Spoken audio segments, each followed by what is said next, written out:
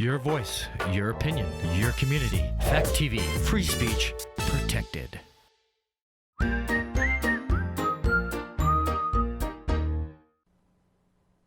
you sick of looking at Netflix and you don't know what to watch? So many movies out there, you don't know which ones are good, which ones were bad. You curious about what's out there? I'm Joey Powers. I'm Don Trettler. This is The Best Pictures. The ones you don't want to miss. Hit it. Say hello to my little friend.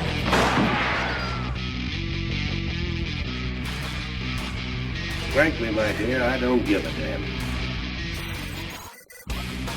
Winners go home and prom queen. English, motherfucker, do you speak it? Everyone in this room is now dumber for having listened to it. I don't deserve this. Deserves got nothing to do with it. No sequel for you.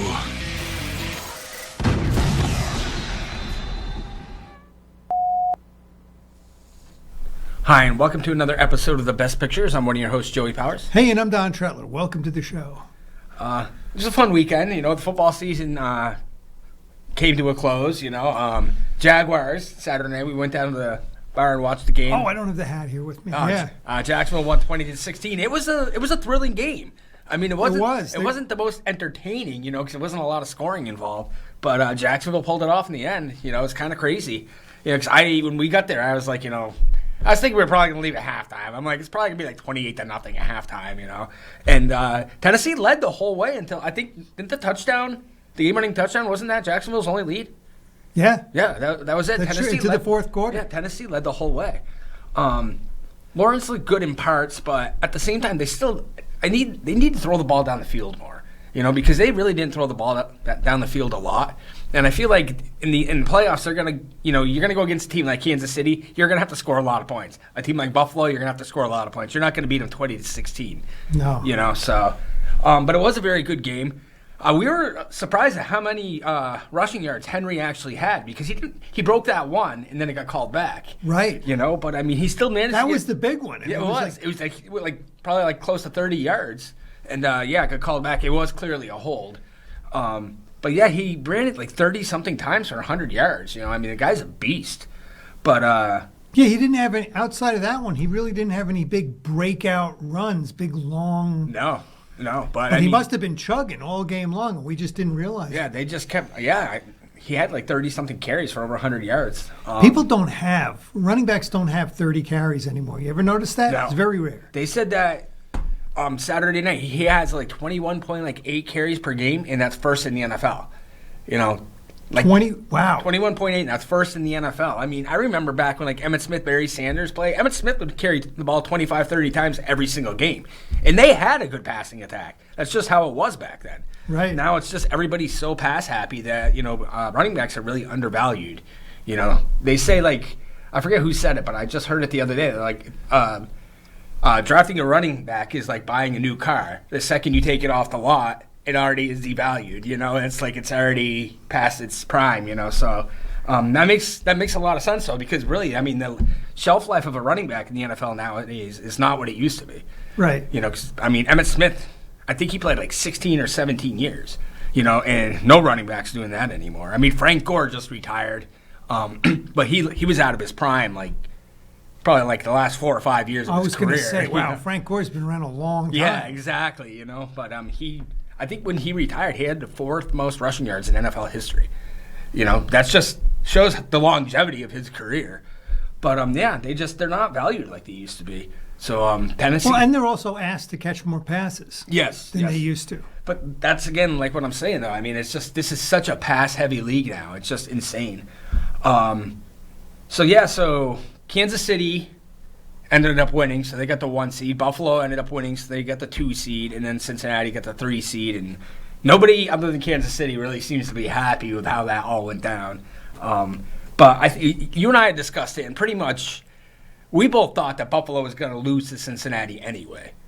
Right. So then, if that happened, then Kansas City would have been the number 1 seed anyway, and then it would have been up to Cincinnati to beat Baltimore, and then Cincinnati would be the 2 and Buffalo got the 3.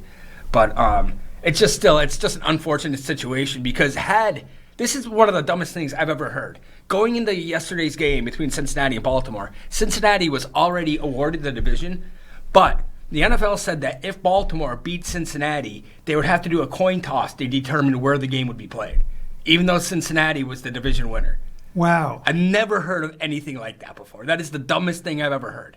And Cincinnati was pretty angry. And I guess Joe, is it Mixon or Moxon? I don't remember the running back's name. I guess he was picking on him on like either Facebook or Twitter, or because it was like on the it was on ESPN's. Bless you. It was on ESPN's homepage that he was like mocking the NFL for such a stupid thing. But Cincinnati won, so it doesn't matter. But it's a moot point. Yeah, but it's just that's like the dumbest thing I've ever heard. That I don't know. I just don't get it. But so Jacksonville, you said they're playing Saturday night. Right. And they're hosting San Diego? Yeah. That should be a decent game. You know, what happened to San Diego yesterday? I caught the end of it when I was playing pool, and they lost to Denver. And Denver's been crappy all year long. Yeah, what is that about? Well, though, you know what? Earlier in the season, Denver beat the Jaguars. That's odd because they've just been so disappointing all season long. There were such high expectations when Russell Wilson got there, and he's just had a terrible year. And I can't remember what happened with the Chargers, but see, the Jaguars weren't real good early in the season, so yeah, I wouldn't be surprised if the Chargers did beat them. Yeah, and they just came on, and they've been rolling. How about San Francisco? 10 in a row. Yeah. They annihilated Arizona yesterday. And I caught the end of the Eagles-Giants game, too. The Eagles barely beat the Giants 22-16 at home, and the Giants played all their backups. And the Eagles needed to win that game to get home field advantage in the number 1 seed. And they barely beat them with the Giants' backups. I was like, wow, how good – and I've been saying it to you all year. How good is this Eagles team? That's true. You really? have been saying that because all year long. don't think they're that good of a team. I really don't. I still think the top 3 seeds in the AFC are better than anyone in the NFC. Yeah. Oh, I can't say that. San Francisco is going to be in that conversation. I forgot about them. Yeah, he did have a couple of teams that had real good records. The Vikings had a real good record this year, too. And they've thrown up some clunkers, too, though. You know, I mean, they've lost to some really bad teams. I mean, I guess everybody's had some clunkers. Kansas City, I guess, would be the one team because they've lost to Buffalo and Cincinnati. And I forget the third team. So that's pretty impressive. Those are 2 pretty impressive losses. And they were both by like a field goal. The other one was a clunk. I can't remember who it is. It was a clunker. Yeah, I think you're right, though. I think it was a pretty bad one. But that's still not bad, though. And Buffalo, I don't think Buffalo's really lost to anybody too bad.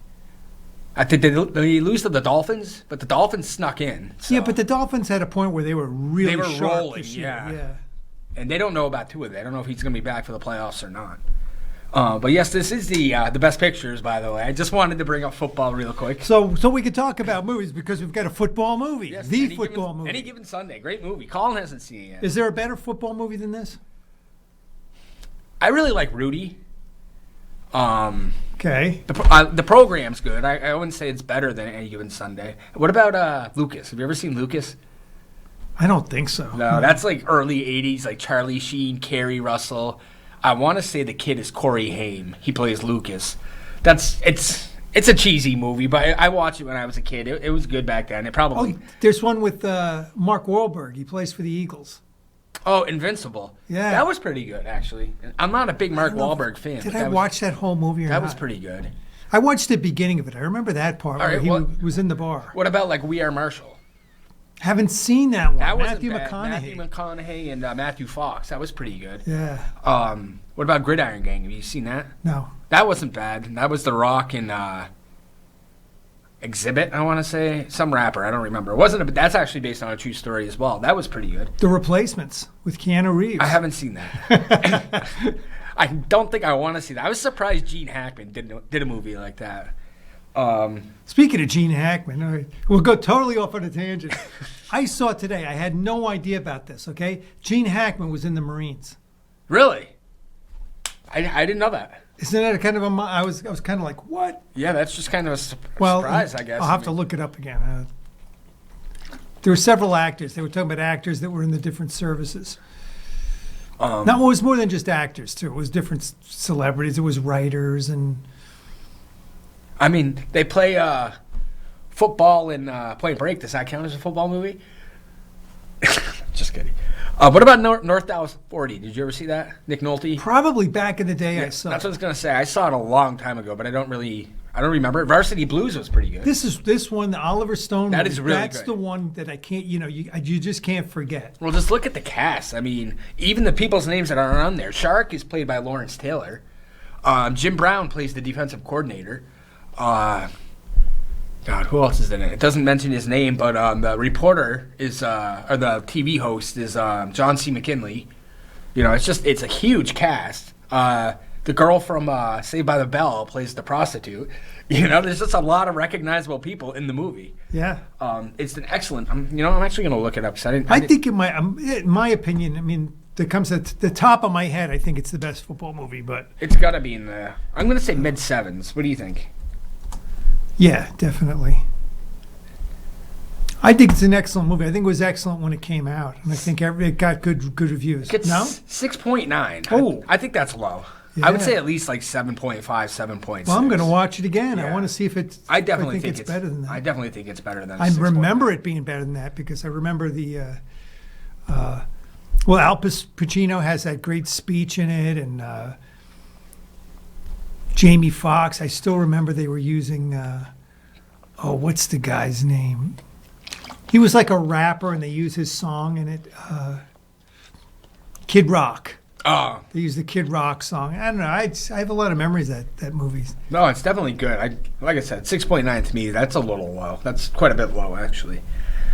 But so the weekend of January 6th through the 8th, Avatar once again rolled $45.0 million. Wow. I want to say it's now It's still in town, people. till Tuesday, and then Puss in Boots is coming. Because I asked one of the guys that works there if they were going to get is it A Man Called Otto or Man Called Otto, yeah. I asked him if they were going to get that. He hadn't even heard of it, so I don't know. It doesn't sound like he's going to get it. Yeah, it's up to $517.6 million domestically, $1.7 billion worldwide. Already the 7th highest grossing movie of all time worldwide.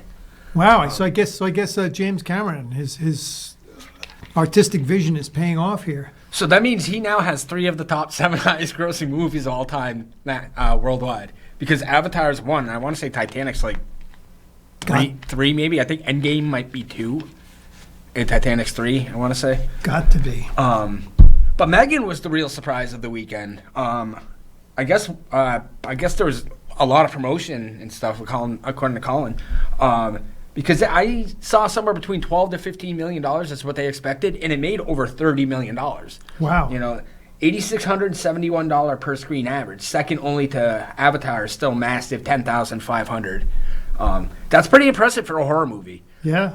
Even it is PG-13, but still, that's pretty impressive for any kind of horror movie. They don't generally open very well, and they generally don't last very long, like as we could say by. Well, have you seen the trailer for it? I haven't. Oh, okay. Because I've been watching trailers, so I've watched it a couple of times, and Colin says he's seen it too. Did it appeal to you? Did it make you want to see it? It made you want to see it. Yeah. Well, it's funny because I asked him before you got here. I was like, "Do you like horror movies?" And he's like, "No." He's like, "But I do kind of want to see Megan," and that's what I had on the screen. That's why I was asking him. It does look interesting. I haven't even read about it. I don't even know what it's about, but It reminds me of like something else. Like there's another movie that has the same type of a plot like that. Maybe like Chucky. Chucky was a doll. No, but this is different than Chucky because this was programmed. I don't know if it was a movie or if it was an episode of a TV show. Like I somehow think it was on Black Mirror, where it had something very similar to this. It had like a robotic doll that's given to a lonely child. this is the description. It says, a robotics engineer at a toy company builds a lifelike doll that begins to take on a life of its own. So it does sound very similar to Child's Play. I mean, it wasn't built, but I mean, yeah, it seems like it's a... Did I tell you I tried to watch the remake of Child's Play? No. And it was just so... It wasn't even scary. It was just so graphic that I just turned it off. I was like, I don't even want to watch this. It's not scary, and the plot's... It's so gore and graphic. It was just... I'm not watching this. I watched like the first half hour, and it was just too much. And I liked the original. I still haven't watched the remake of Pet Sematary, though, because that movie gave me nightmares for 2 days when I was younger. Because I saw it when I was a kid. Right. And that scene with a kid Patch, I think his name is, comes out of the ceiling and like attacks his dad. I couldn't sleep for 2 days. I had the light on in my bedroom and everything. It was crazy. So I haven't watched the original Pet Sematary in a long time. Oh boy! But I haven't watched the remake yet. I can tell you this, it's probably not going to live up to the scare factor that it did when you were Oh younger. no, I guarantee it won't. I almost want to say the remake is even PG-13, so it's probably not that scary. But yeah, so Man Called Otto is going to be this weekend. We're going to hopefully find somewhere, because it goes nationwide on the 13th, which is Friday. Oh, Friday the 13th. Oh yeah, I didn't think about that. Yeah, I didn't think about that either. The very first Friday 13th of the year, right in January. Right in January. Get it out of the way, I guess, you know. So that'll be fun. As far as Tom Hanks, though, I mean, we kind of talked about him a little bit, but we were also talking the other night. Tom Cruise, other than really Risky Business, which isn't really a comedy, he doesn't do any comedies, like at all. You know? Well, he did do that bit in Tropic Thunder, but he wasn't the headline. But no, yeah, that was just like a cameo. little more than a cameo. But yeah, exactly. That wasn't his movie by any extreme. I wonder why, though, too, because I mean, right there, it kind of proved that he can be funny. He can, yeah, because like I said, he was nominated for a Golden Globe for that, for Best Supporting Actor, which I didn't think he was in the movie long enough, but. You know, whatever. You think he just doesn't want to do comedy, or somebody said, "Hey, you're not really marketable as a comedy guy"? That could be. I mean, I think just when he got big, he just got offered like I don't know if he's just being choosy or whatever, but I mean, he once in like Top Gun made it huge and stuff like that. He was just getting offered all these great roles, and I don't know. Maybe people just don't think he's appealing as a comedy actor. But now it just seems like it's all just action now. Between, they're probably going to do another Top Gun because it just made so much money. Right. And, I didn't think about that. So you said this is going to be, the next Mission Impossible is going to be number 7. 7. That's insane. But they keep making a boatload of money, both domestically and foreign. So, you know, I mean, and the one thing that Avatar has going for it that Mission Impossible, Top Gun Maverick didn't, was Avatar got to play in China, which is the biggest foreign market for U.S. movies in the world, and Maverick did not get to play in it. A lot of major releases didn't play in China. I don't know why, but Avatar did, and it's doing extremely well. You know, so that's a huge difference. But that's interesting. Yeah. I don't know what the reasoning for it is because, like, you know, now looking at it, I haven't heard of an update on Jeremy Renner. You know, I guess like... Well, he took pictures of himself in the hospital, so I guess he was doing well enough that he could do some selfies. What was it? Did he get crushed by something? Well, I don't know the details of it. You're right. That's what I thought. But he was driving a snowplow. I did see that. Yeah. Well, of course, I think I heard it from you first. Yeah, I saw it like right before I left to come do the show. What the heck is he doing in a snowplow? I don't know. I guess he got enough snow. He could afford to hire somebody, you know? I mean, but... Whatever. Yeah, I guess he's doing well enough if he's taking pictures, so that's at least good. Yeah, which is like exactly. It's good. I mean, we want him to do well. You know, we want him to come back. I mean, and he's a good actor. You know, and you know he gets a lot of good roles. You know. I'm trying to think if he's the one that's in. I think there's a Jeremy Renner movie where he's out in the woods with his daughter. They're running away from something. Oh my God! Is that? That's not Hansel and Gretel or whatever, is it? No. It's got a name. Shoot. What's that? He said Winter's Bone? No, it's not Winter's Bone.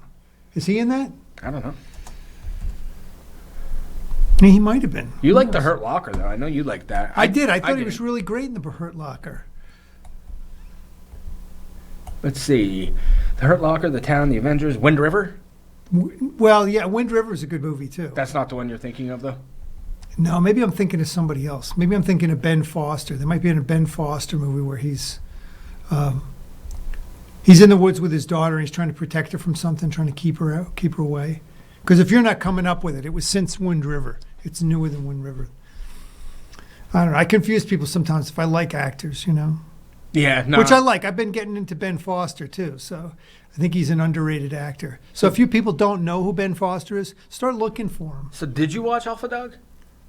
Yeah. You did? Yeah, he was excellent. He was really good. I thought most of the cast in that was actually really good. He's actually, I think he's like the villain in that movie with Will Smith, Emancipation.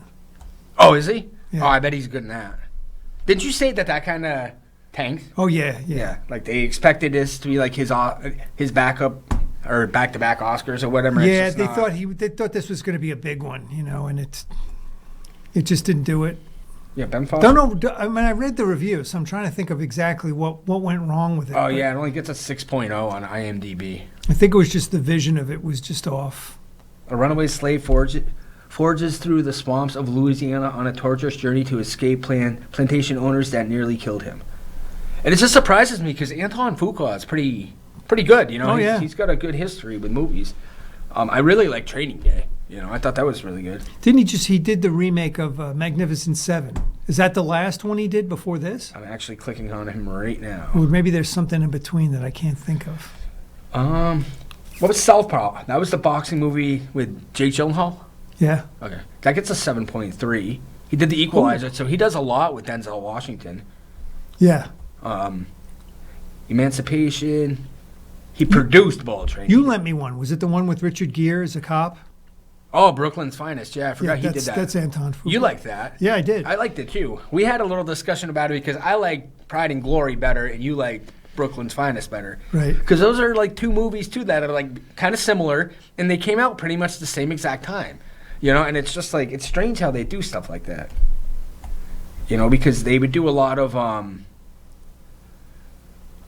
like end of the year or end of the world movies. Yeah. Like they did Armageddon and Deep Impact, I think, came out the same year. Then there was one about a volcano. So there's one, maybe it's called Volcano. Yeah, one was called Dante's Volcano Peak. and Dante's Peak. Yeah, it's just weird that they just come out with the same movie pretty much at the same time. And it's like, I mean, obviously Armageddon made more. Do you think maybe somebody has a script, and then when they finally decide to produce it, the other people say, oh, shoot, we have a script that's pretty similar to that. We better release it and see if we can get a little bit of that money. Maybe.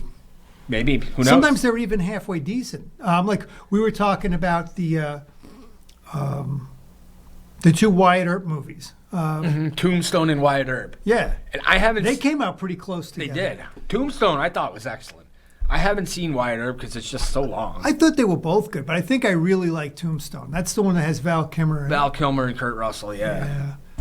I bet that gets pretty high on. I'm guessing that's going to be in the 7. You almost can't go wrong with Kurt Russell. We did a show one time with Kurt Russell, and you just like him. He's just solid in all of his movies.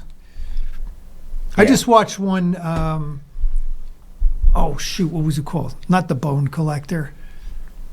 Bone Tomahawk. I haven't seen It's that. kind of like a Western horror movie. I think you told me about it. I haven't seen it. It was on my list for the longest time. I had to see it, and I finally did. So Tombstone gets a 7.8. So Yeah. that's I agree with that because that's a really, really good movie. Right. Another one that I just saw that's one of my favorite Kurt Russell movies of all time is Backdraft. I just watched that a couple of weeks ago. I really liked that movie. And Wyatt Earp doesn't get as. It's not going to be as high as 7.8. No, I doubt it. And what do you think it's going to be? 6.9? I haven't seen it, so I don't know. Oh, all right. Kevin Costner, Kevin Costner and Dennis Quaid. Dennis Quaid. Yeah, they came out the same year. They're both good too. I like Dennis Quaid. 6.7. Yeah, That's still pretty good. it's a watchable movie. But yeah, it's 3 hours and 11 minutes long. So that's a little too much for me to just sit down and watch, especially being a Western. Is it is there a lot of action in it or is it a lot of drama? I don't remember, to tell you the truth. I just remember that I thought it was halfway decent. Oh, Gene Hackman's in it too. I didn't know that. Who directed that? Lawrence Kasdan. Yeah, that makes sense. He does a lot of dramatic stuff. And he did Silverado. I haven't seen that either. One of my friends lent it to me, and I had it for like 6 months and never watched it. So. It seems to me I watched Silverado recently too, relatively recently, not super recently. So we're pretty much running out of time, but so we're gonna plan on seeing A Man Called Otto this weekend. We'll Right, have so that to we'll talk review about. that for you people next week. And the Golden Globes are tomorrow night, so we'll have a winners list for that. So we'll have plenty to talk about again. And the first weekend of football playoffs are gonna be. Go Jags! So there'll be plenty of stuff to talk about. So this has been our newest episode of The Best Pictures. I'm one of your hosts, Joey Powers. I'm Don Tretler. These are the ones you don't want to miss.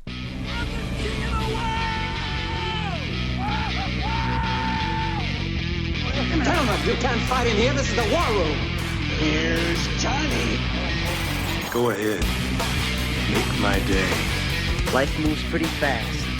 You don't stop and look around once in a while, you could miss it.